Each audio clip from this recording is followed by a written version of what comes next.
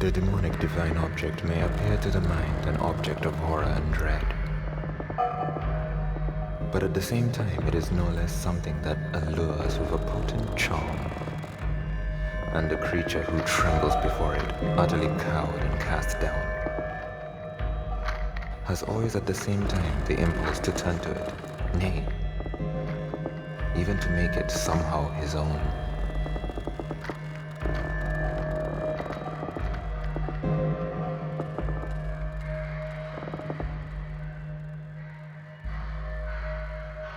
Introducing our first employed villager. As you can tell from his straw hat, he is a farmer.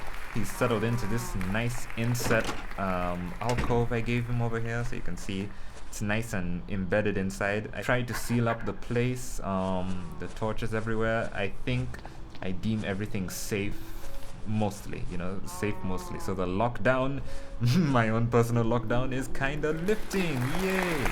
I think we'll call the farmer Benson. And Larry himself, I have...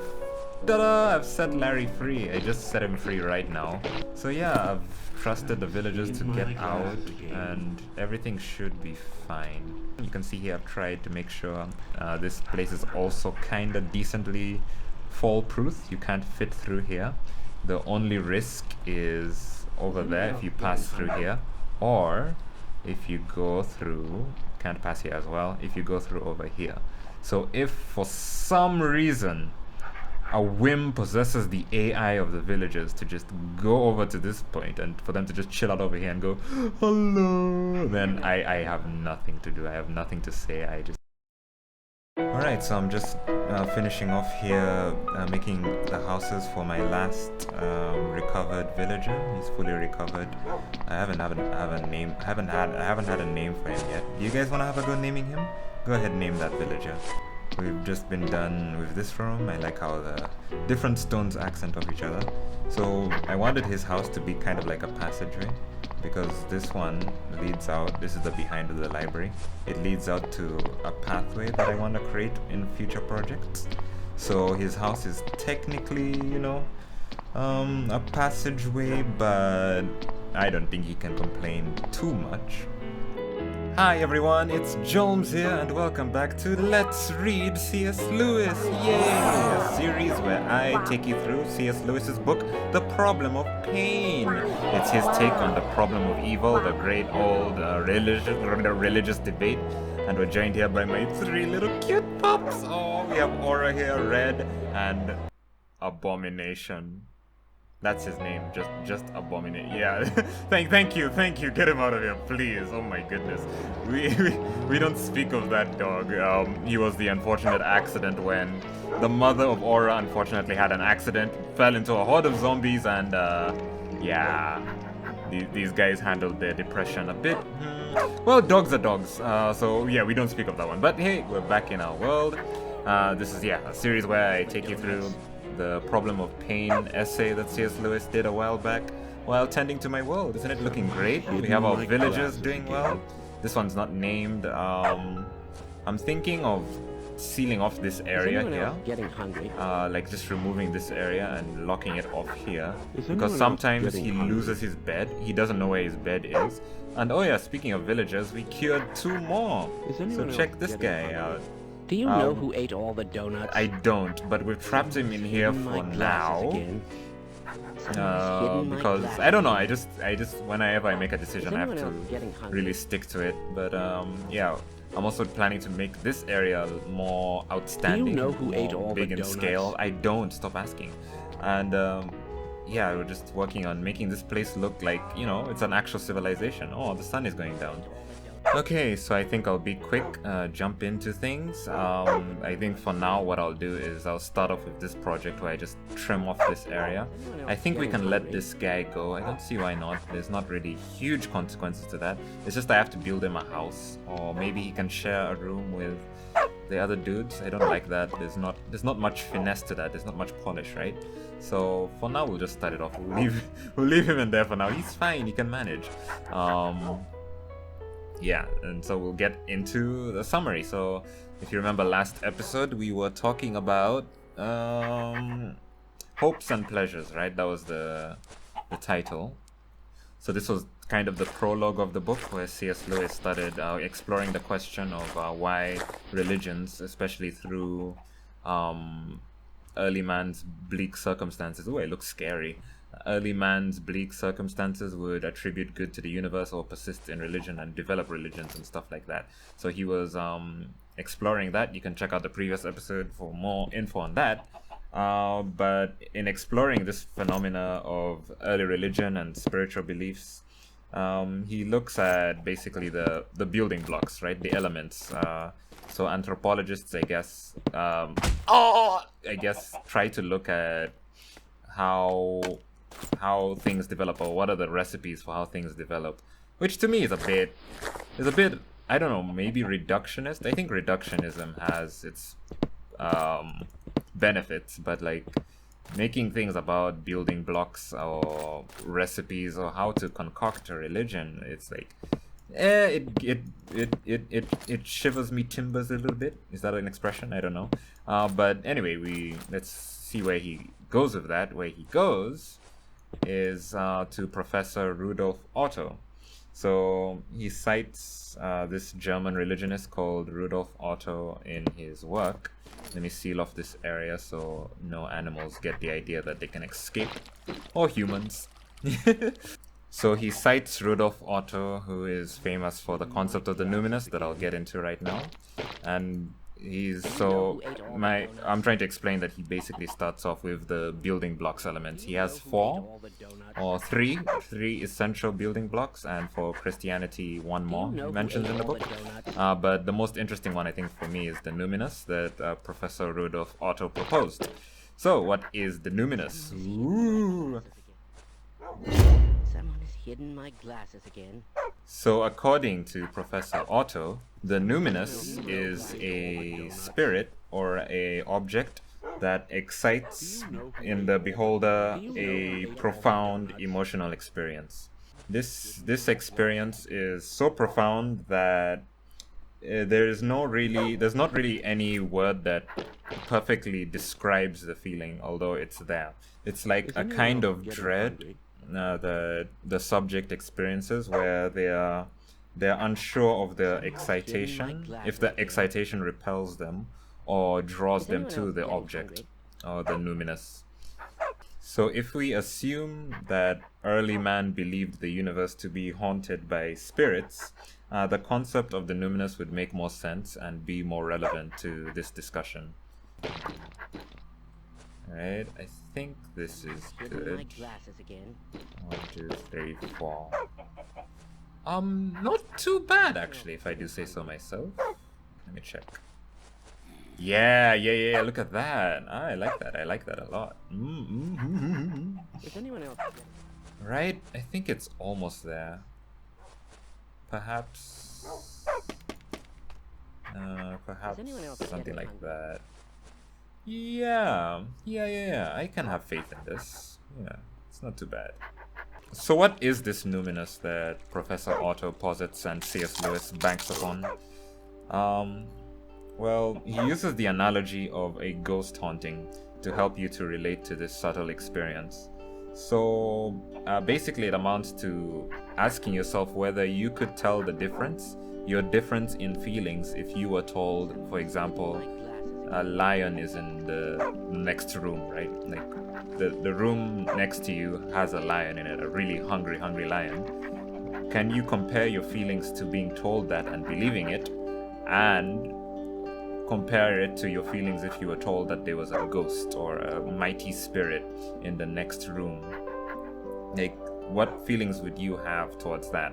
And that's kind of how Mr. Lewis wants you to relate to this feeling of the Numinous. So for me, I'm personally unsure. I can't really detect a difference. Like, the only thing that I know would be on my radars is just freaking out and panicking if I was in such situations, if I was in either situation. So I'm personally unsure.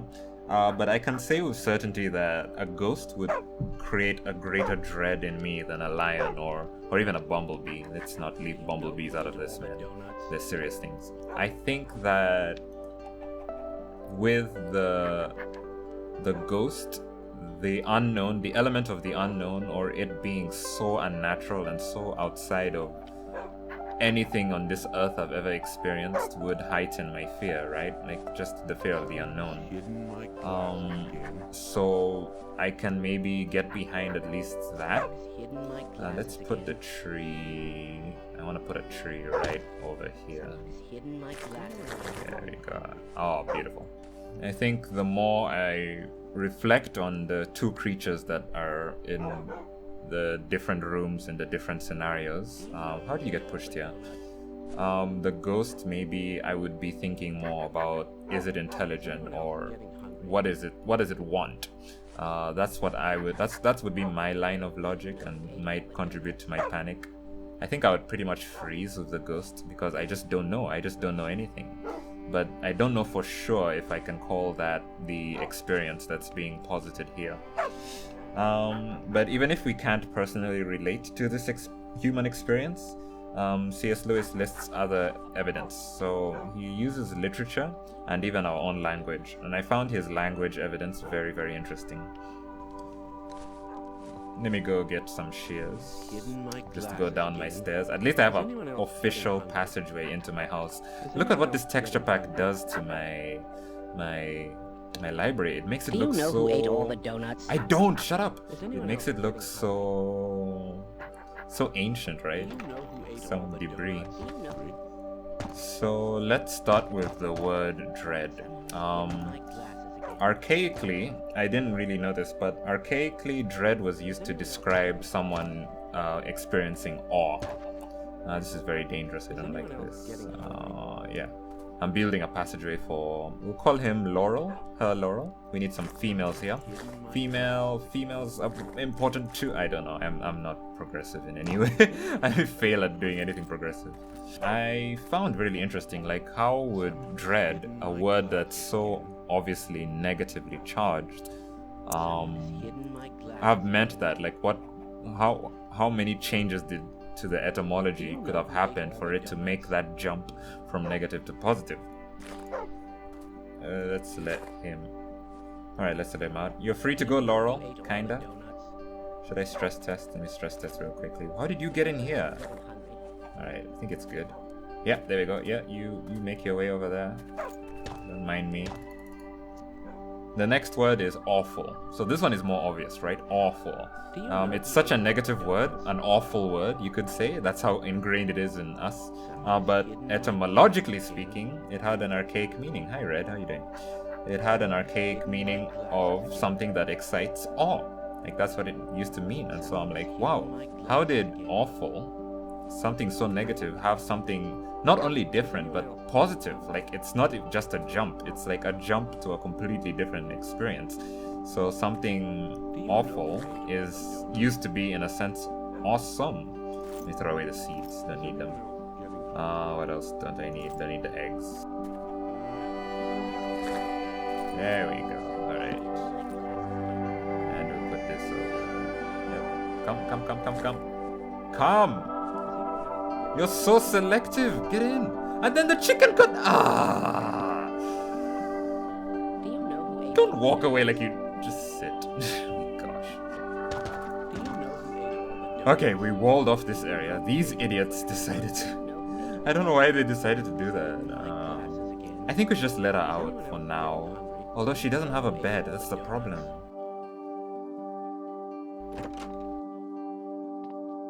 And then she turns in her sleep. Oh my goodness. This is so annoying. But anyway, now that it's peaceful and quiet and everything's looking pretty, we can move on to the next word. There's terrible and terrific, right? Very similar, and it's a great example of blurring between a good and a bad excitation, right? Like, even the word terrible wasn't negative. Terrible actually was positive. Like, terrible was something that, you know, is exciting. And so, yeah, I think the point is driven through the evidence that there is some shift, not just a random jump, but like a jump to the opposite, negative connotations and positive connotations of excitement seem to blur when it comes to human experience. He also gives some works of literature where characters also seem to display this strange blurring of positive excitation and negative excitation. Hopefully I'm not reducing it to too simplistic of a term. I'm sure maybe Professor Otto had like a very refined way of describing this experience, and Mr. Lewis definitely breaks it down to more technical terms, but for me it seems to essentially boil down to a blurring of negative and positive excitations when it comes to fear or when it comes to dread, which is why we have, you know, words that can sometimes mean something positive or negative, as in like awful or dread and stuff like that. That is not something I like to see at all. That is a no-no. That TNT on his back, that is that's no. That's no. So luckily, I here invested in a Power 5 4, that's 4, Power 4 bow to handle these situations. Boop. And a loop. But now we have to get this guy out of my bed, because it's my bed. Come on, there's enough beds to go around. Oh, but he looks so cute and peaceful. Oh. I guess they can share my bed, you know? They're pretty cool, pretty tight like that. And I don't even sleep anyway, so it's pretty much fine. So we're expanding out. See the base is taking shape. The village is taking shape. Civilization is safe. At least they have beds to sleep in. So he cites the Bible, where there are some passages where this feeling or this experience of the Numinous seem to take effect. And of course you would expect that from the Bible, because it's filled with spirits, right? C.S. Lewis's example was Revelation 2:17, where John, upon seeing Jesus, fell like a dead man, which is very interesting. I get that maybe, you know, Jesus can look scary or, you know, just intimidating, you know, how much power he has. But using that language, I think, shows that something in his psyche like really ramped up his feelings. Post-production Davy Jones here, clarifying the senseless.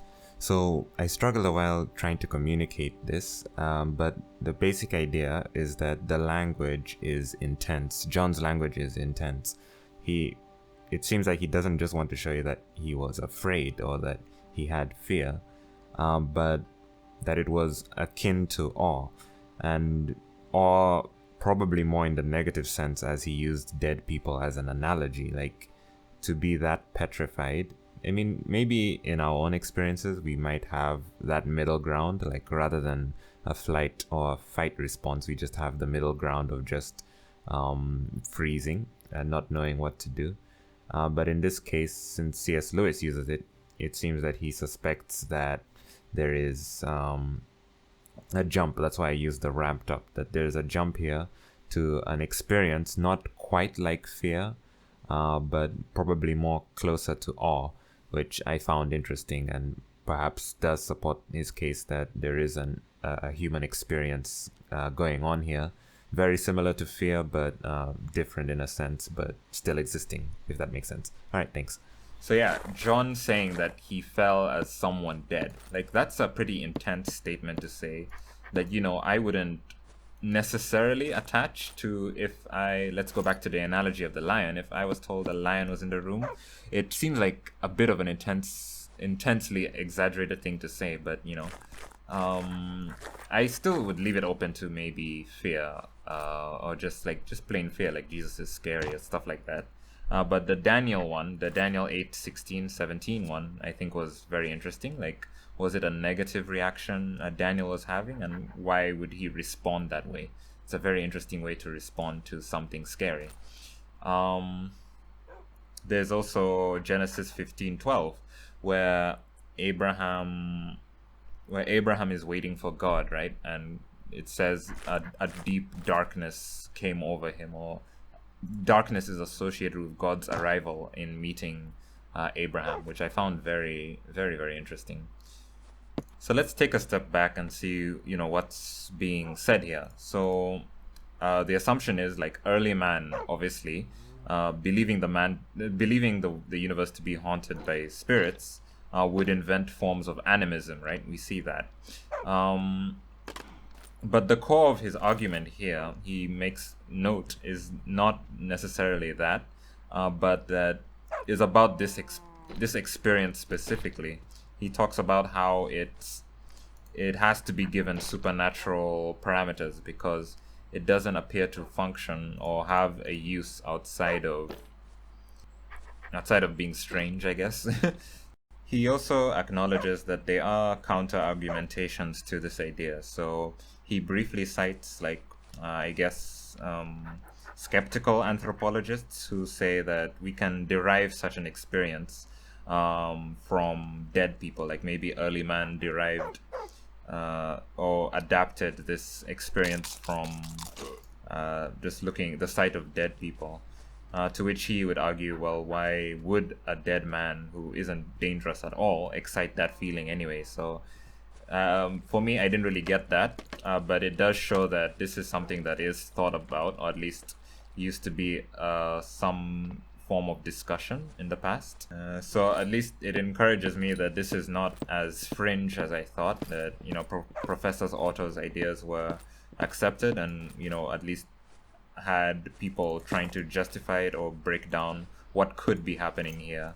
But yeah, just the point Mr. Lewis is trying to make is that this is a supernaturally given thing, that or just something that we adapted or got into without really an explanation, a natural explanation as to why human beings would have this strange experience of the numinous. So once we establish this strange phenomena, and use it as one of the ingredients, Professor Otto's ingredients for the crafting of a religion, we get onto the other two elements, and for Christianity, one more. Ooh, interesting. Is anyone else getting hungry? Do you know who ate all the donuts? Is anyone else getting hungry? Alright, let's see if this works. Yeah, not too bad.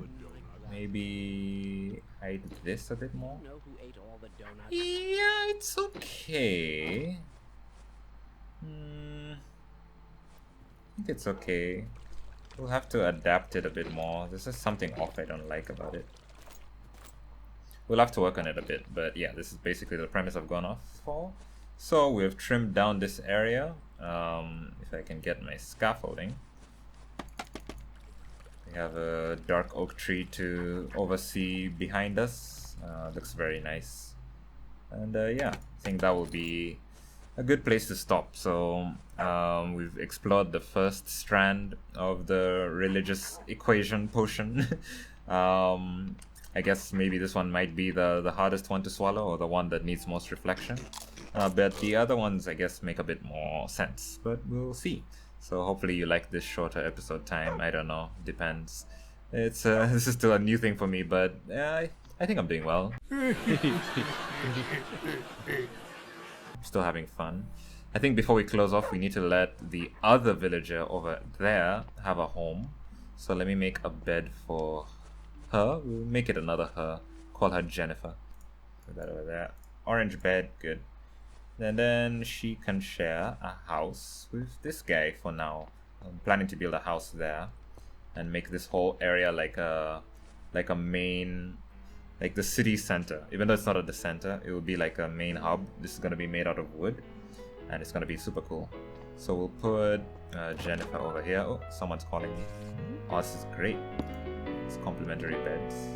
But anyway, that was another episode of Let's Read C.S. Lewis, episode 233. Hope you guys enjoyed it. I guess it was, I hope it was short enough. I tried my best, but anyway, our base is looking great. We're making good progress. The zombies are being kept out. Oh, they look disgusting, my goodness.